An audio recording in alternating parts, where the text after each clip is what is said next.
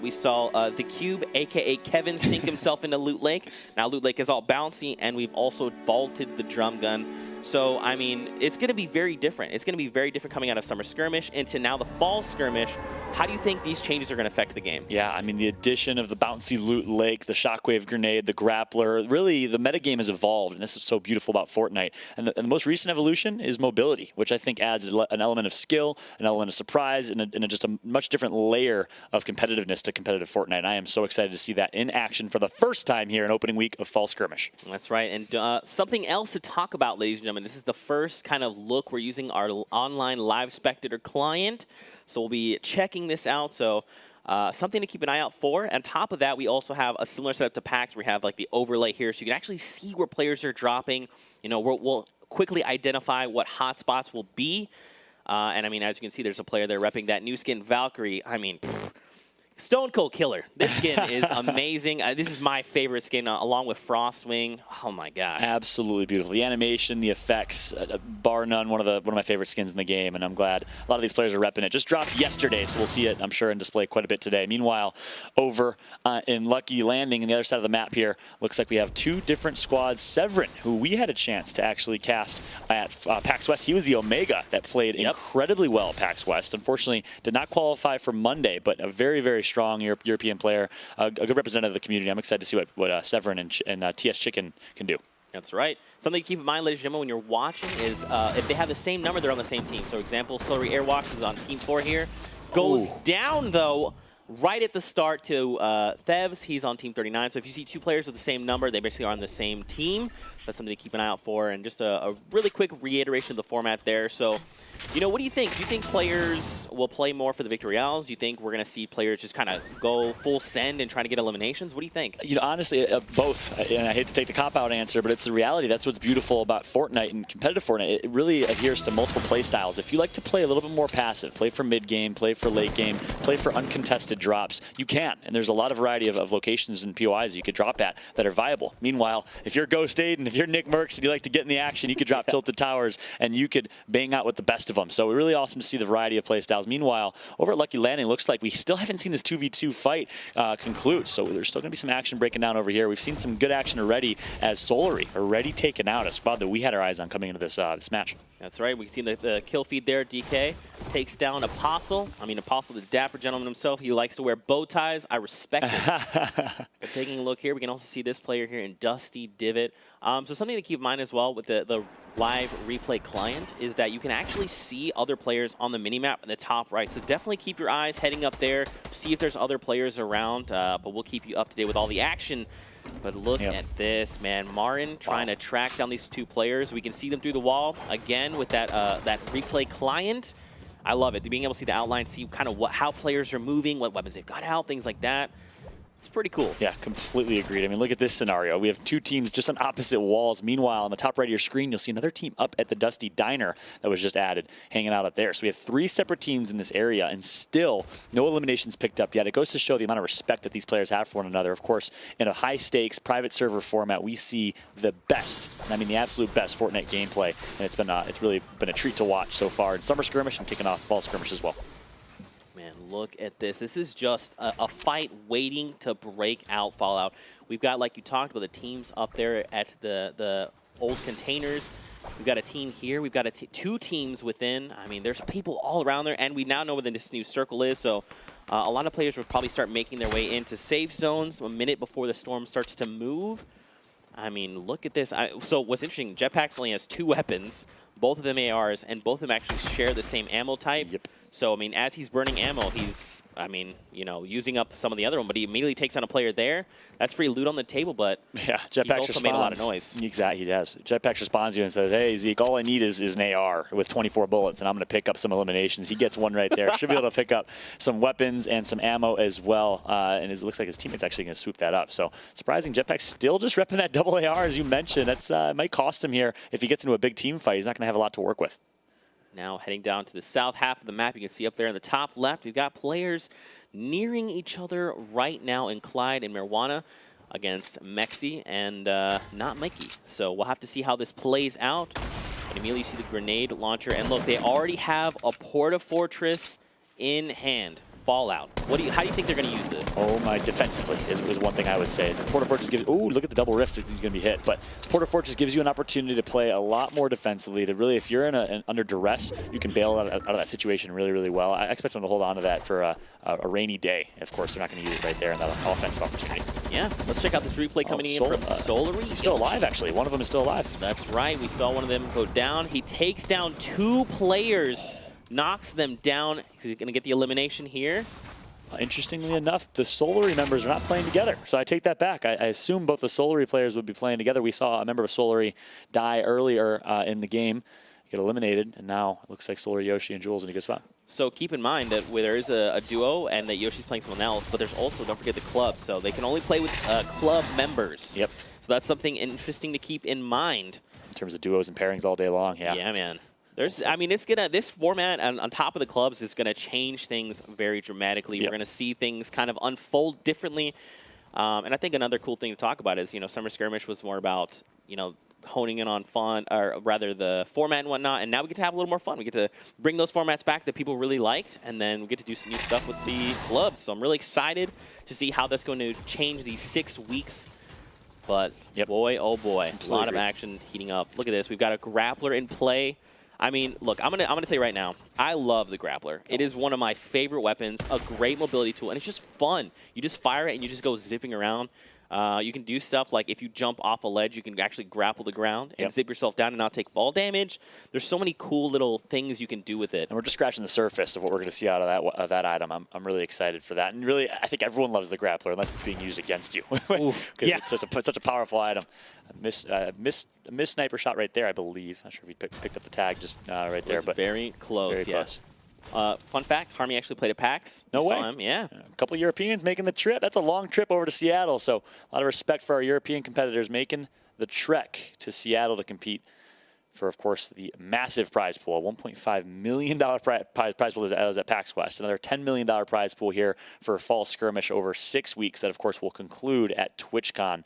Exciting things to come. It's going to be awesome. Yeah. It's going to be so much fun. But look, Fallout, the storm is making its way in. Now, players are going to start to get funneled a little bit, right? Now they're going to start making their way into the safe zone. What do you think is the play here, right? So, like, if you're one of these players on the outside of the map, do you just go in and you just, make a spot for yourself? You just kind of wait? What do you think? Yeah, that was a key conversation. I know in talking to a lot of pro players at PAX West is the learning that you have to rotate early. I think that it's easier said than done. Everyone knows that they have to do it by textbook, but it's harder to do and actually in reality of the situation. But a lot of those players that are on the outskirts, that's typically where most people will lie. So by sitting on those outskirts, you put yourself at risk of running parallel to others and putting yourself in a pretty dangerous spot. I think the right play is to rotate early to center circle to not get caught in the mix here. And those players that are on the outskirts, we'll see if they can make it out alive. And take a look at this Fallout. 80 players still left. I mean, there's still so many people left alive. So if this continues, I mean, we see a knock there in the kill feed there. But, man, if this continues, we're going to see some of these tighter circles just nonstop action. Yep, that's for sure. Right in the face of Vitality, Mika. A couple shots can be picked up. He's going to lose his shield here, so a little bit damaged. No shield for Mika in this one. He's just going to actually break down the cover. Play a little more passive. Big fight going down over towards the containers. Gabby going to get downed. Looks like a shockwave is going to get used. So we talked about the addition and the ability to escape. Shockwave and grappler combo. Amarkon goes for the flashy play. Going to get taken out. The Vitality duo going to pick up 2. Well played from them. That was almost one of the craziest plays. So as you saw, he was mid-air, grapples over the enemy's head, almost zips across, but the enemy was waiting for it and picks off Amar. Man, oh man. Now here's the thing. They got to go find that grappler. I mean, look, you saw this guy's got a grappler. You got to go get it. You got to use it yourself. That's how it works. That's 100% how it works. You have the passing of the torch, if you will. The passing of the grappler. It's right there. Micah, look, turn around. Micah, no, don't leave it. Does he not want it? Maybe he doesn't want it. You know what? He's probably just like, look, I don't need this. This would make me too strong, okay? All right? I can take down players. Believe in me, Zeke. You're right, Micah. I believe in you. Yeah, well done right there from Vitality. Of course, Vitality, French esports organization, one of the premier esports organizations over in Europe. And they're showing why right now with some two strong players on their side, on the Fortnite side at least. Meanwhile, Yoshi and Jules. It looks like they're in a 2v2 standoff situation. Meanwhile, a lot of fights taken on the Epsilon squad. Speaking of premier organizations in Europe, they're entering the scene as well towards Fatal Fields. Look at this. This is a replay. So this was the replay from the fight we just saw from Micah. So look, Amar's mid-air. He zips over and immediately, look at that. Oh my gosh. Those are hard shots to make, man. Hard shots indeed. And but keeps the AR out rather than taking out the shotgun. Yeah. That's a bold play. Means he has trust and faith in his accuracy. Well shot from Mika in that one. Meanwhile, Skosis of AGO here. Just getting as many mats as they can. That's another big thing in these private server matches. You think it's easy to get mats, easier said than done. Yeah. It always becomes an issue in late game is material and resource containment. Yeah, I mean, especially as people start to tunnel, they start to fortify as much as they can. We'll have to see. Yeah, speaking of which, literally what we're seeing, but like you talked about, it's a great point, is the shockwave grenade, man. That thing is going to change the way, and I hope we see a lot of it this time around in these coming weeks, because it's a game changer. Yeah, well said. Meanwhile, on board with Martin here. I believe this is a replay situation over towards Dusty. Actually, no, I think this is a live fight as Mika and Roby are going to be in a pretty bad spot here. No high ground for them, and they're really in this fishbowl that is Dusty Divot. A couple good, well-placed walls right there from Method Martin. He's going to put some shots over on the Vitality squad who's just trying to retreat. They recognize they're not in the best situation. They want to get out of it. And again, take a look. The spectator client, man, it's super helpful. You're looking up at the top right, you can see all the duo teams very close by. I mean, everyone else, if you watch these little triangles, they're honing in on these shots. They hear these shots, and they're saying, look, we need to get in there. We need a third party or a look to clean up these fights because we need eliminations. We need these eliminations on the board. Yeah, 4 to 5 is 1 point, right? And 1 point could be enough to put you in the top 10. So exactly. Not only that, but this Vitality squad is, speaking of points, they're so close. You see the format on the radio screen, so close to picking up a few points here by eliminations. They've picked up a couple already, so let's see what they can do here. Big fight ensuing. 3 or 4 teams in this one. It's going to be Martin versus Mika in a 1 versus 1. Sorry, that's Roby. He downs 1. That's an elimination. That's crucial if they can pick up the finalization here. Meanwhile, it is going to be Jetpacks that downs Roby and neutralizes. Now, 1 versus 1 situation. Jetpacks versus Mika, I believe. A couple good shots are going to be put in. Ultimately, it is Mika that comes out on top. 3 eliminations for Mika, a few for Roby, and that should net them some points. Unbelievably well played there. Mika by himself now. I mean, you'll love to see it. If he can get 1 more, or rather 2 more eliminations, he's going to have a point on the board. And we talked about it, man, and we kind of talked about it a little bit at PAX as well. These elimination thresholds, they're tough. This is not easy, right? Everyone needs to show up and do the best that they can. And we're basically, it's a lot to ask for. I'll give you that, but it's worth it, right? A lot of these players are going to show up like Mika. I mean, we just saw him he's got 3 eliminations now. So if he has 1 more, that's 1 point. And even at PAX, we saw a lot of times where people would get so close. They get 1 elimination away from their first, second, third thresholds, and then they go down. And you can see the look in their face afterwards. You have the beautiful webcams as well. And one addition to this format that I absolutely love is the Hold the Throne edition. Yeah. We saw Aiden drop, I believe, 18 eliminations in his nightly qualifier. I mean, playing out of his mind. But because there was no Hold the Throne in that feature, that format, he was, I think, ended up 10th through 15th place in the final standings. So the addition of Hold the Throne gives you an opportunity to really rack up some extra points and rewards the eliminations even further, which I think is awesome for the overall balance of the game. Absolutely. Couldn't agree with you more. And it means more eliminations that we get to see, so I'm not going to That's true. Take a look at the action from Mika's perspective here. We saw it from Jetpack's perspective, and look at that nice headshot. And the AR, sorry, make that a SMG, compact SMG finish there from Mika. Yeah. Man, he's 1 elimination away from that first threshold, getting himself a point. And man, these points they're sparse. You get 3 points for victory royales, 2 points for second or third, and 1 point for fourth or fifth. And that's the thing, man. If you make it, let's say you make it a top 6 and you don't have any eliminations, that's great. You made it to top 6, but you don't have points. So it's I like that this format allows players to kind of play to their strengths, right? You can either play, look, I go full send, I get eliminations. That's great. You're going to get points. Yeah. Or I like to make my way to the final 6. I like to play very slow, very methodically, and I'm going to make decisions that matter. That's awesome. You're also going to get yourself points. So it's a really cool format. I've enjoyed this. And again, you mentioned earlier the Hold the Throne. Whoever has the most eliminations at the end of the game holds the throne. So that's just 2 points. They're up for grabs. I mean, during the Summer Skirmish, actually, during the Hold the Throne week, we saw people stealing the points left and right. So we'll have to see how that happens now. But Fnatic, Etnix, and Jarl go down. Oh, wow. So both members of Fnatic out of the count here. Meanwhile, on board with Madsen. And look at the amount of 1x1s built up here. It is training day right now for these individuals. They're just posting up and trying to get some long-range shots off. Look, I just want to point this out. There's 64 players left alive. Fallout. There's 64 players left in this game right now. Look at this. Look at how, first of all, look how evenly everyone's spread out, right? They're at basically long range, or just about.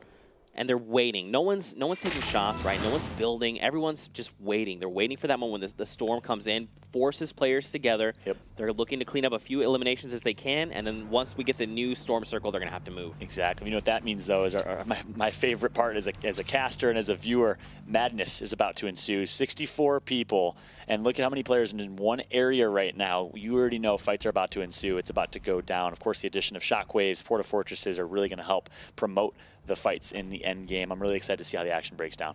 Look at how many players are. I mean, look, Lei is right next to you. They're like one grid space away from each other.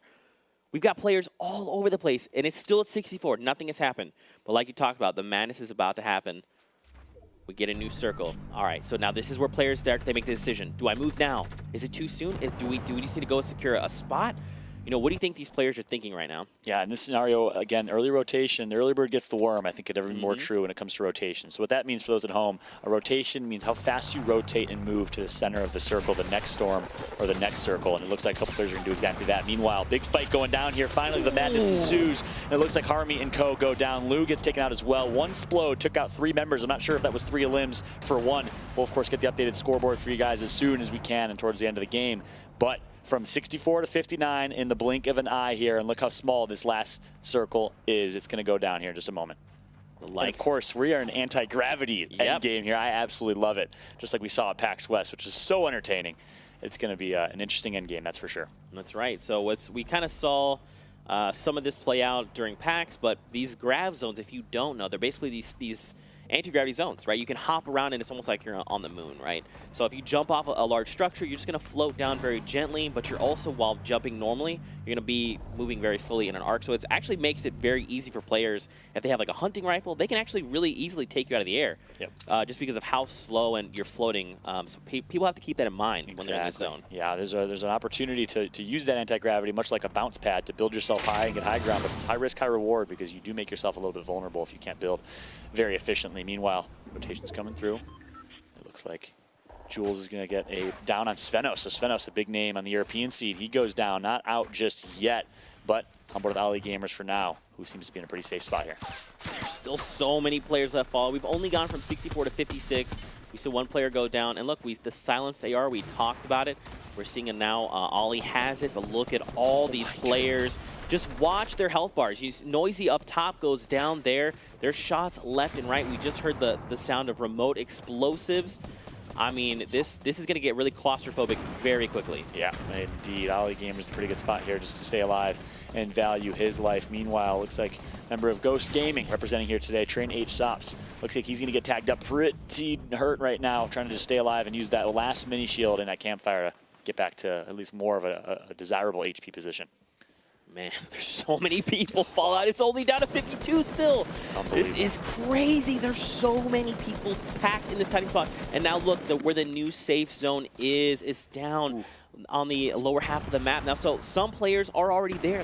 They're good to go. But that means for everyone else, they have to start making these rotations. Yeah, one thing that's really interesting, maybe it's a European versus North American thing, but you don't really see many layers of elevation and verticality. You see that very often in the North American side, where players will build high, and you'll see kind of a high ground, a mid ground, and a low ground, 3 separate fights that exist. Meanwhile, everyone, for the most part, low to mid ground here, which means we're going to see a crazy battle on this rotation. Looks like it is Carnifex who's just sneaking his way over to that hill, or that next circle, in a pretty good spot right now. But expect madness to ensue here. I want to see some players build for high ground and try to create a second layer a little bit higher up to give themselves a vertical advantage.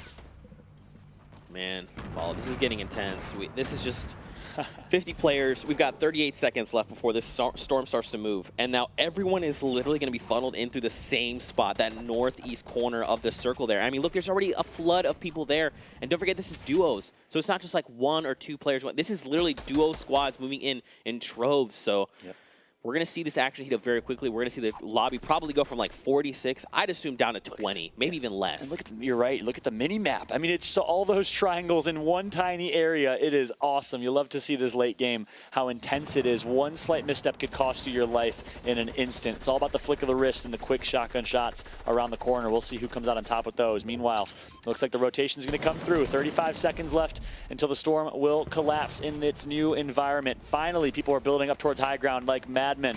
But keep in mind, resource management in a very good spot here is this Black Knight with resources, almost 1,000 wood. He's going to pick up an elimination. That's Dementos, the man himself.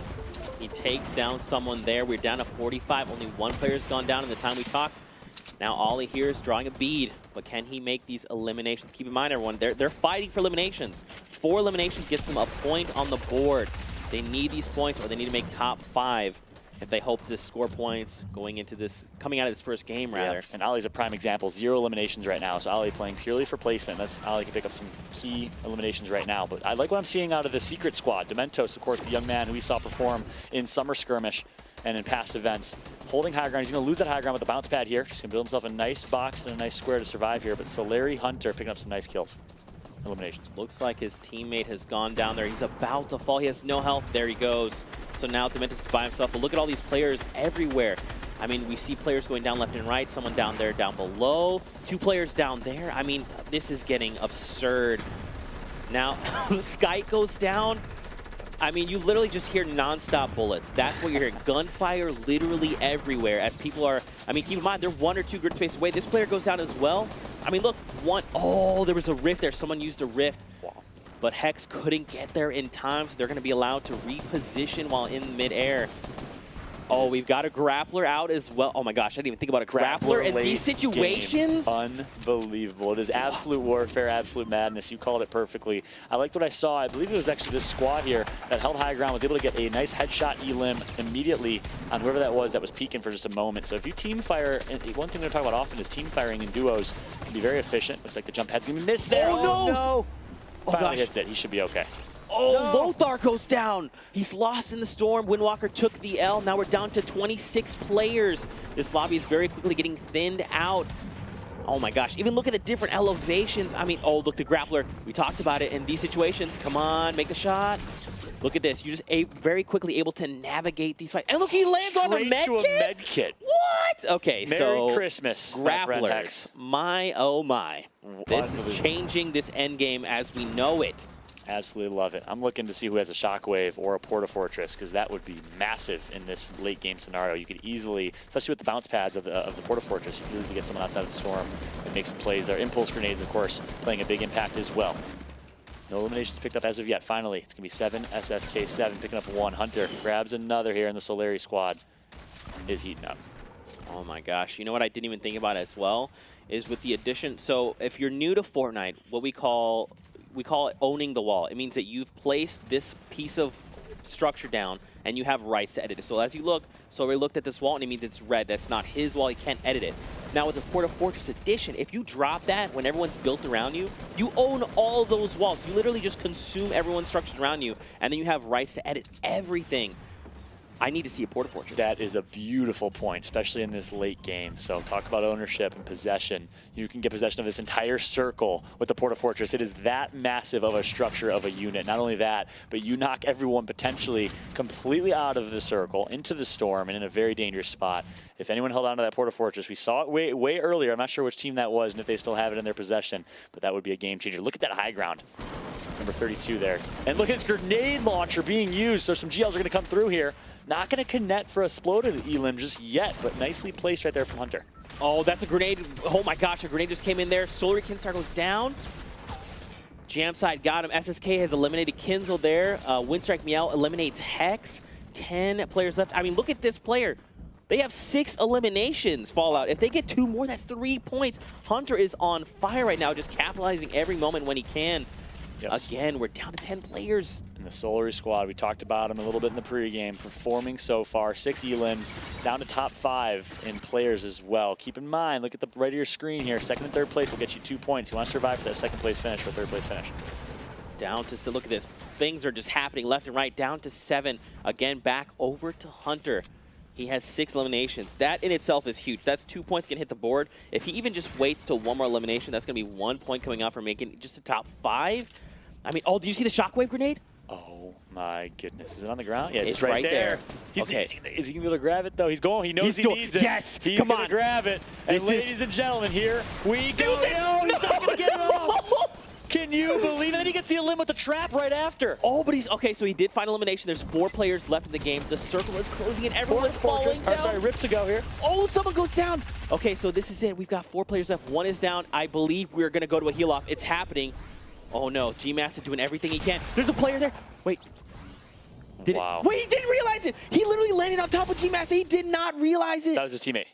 No, it wasn't. It was someone else. Oh, it was yeah, a different number. He got the elim on. He You're landed right. and took You're down right. the player on the right. So that means Bowman taking it to a heal off. Wow. With 3 eliminations on the board. So keep in mind, he does not meet the 4 elimination threshold.